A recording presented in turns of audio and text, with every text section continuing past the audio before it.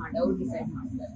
Sir madam, ಇದನ್ನು ಹೊರತುಪಡಿಸಿ ದರ್ಶನ್ ಅವರ ಕೇಸ್ ವಿಚಾರದಲ್ಲಿ ಚಾಮರಾಜನಗರದ ಒಬ್ಬ ಆರೋಪಿ ಅರೆಸ್ಟ್ ಆಗಿದ್ದಾರಲ್ಲ, ಅವರ ಒಬ್ಬ ತುಂಬಾ ಬಡತನ, ಅವ್ರಿಗೆ ಏನೋ ಅವರ ತಾಯಿ ತಂದೆ ಕೂಡ ಅವ್ರಿಗೆ ಒಂದು ಓಡಾಡೋದಕ್ಕೆ ಕೂಡ ಆಗ್ತಾ ಇಲ್ಲ. ನಾವು ಹೋಗಿ ರಮ್ಯಾ ಮೇಡಮ್ ಅವ್ರ ಕಾಲು ಬಿದ್ದು ಕ್ಷಮೆ ಕೇಳ್ತೀವಿ, ನನ್ನ ಮಗ ತುಂಬಾ ಕಷ್ಟಪಟ್ಟಿದ್ದಾರೆ ಕಾಮೆಂಟ್ ಮಾಡಿದ್ದು.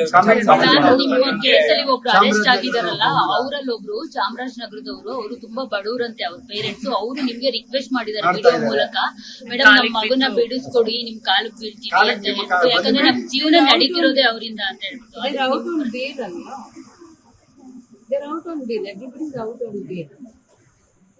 ಬಟ್ ಅದೇ ಸಮಸ್ಯೆ ಹೆಚ್ಚಾಗಿದೆ. ಅದೇ ಮ್ಯಾಮ್, ನಿಮ್ ಕೇಸಲ್ಲಿ ಅರೆಸ್ಟ್ ಆಗಿದಾರಲ್ಲ, ಅವರು ಅರೆಸ್ಟ್ ಮಾಡ್ತಾರೆ, but they are not in jail anymore, they are out on bale.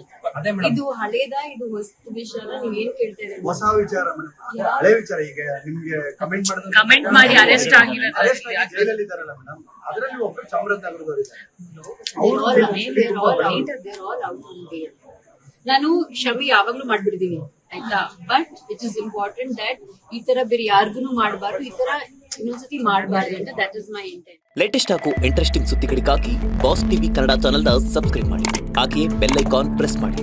ಇದರ ಜೊತೆಗೆ ಫೇಸ್ಬುಕ್, ಇನ್ಸ್ಟಾಗ್ರಾಮ್, ಎಕ್ಸ್ ನಲ್ಲೂ ಮಿಸ್ ಮಾಡದೆ ಫಾಲೋ ಮಾಡಿ.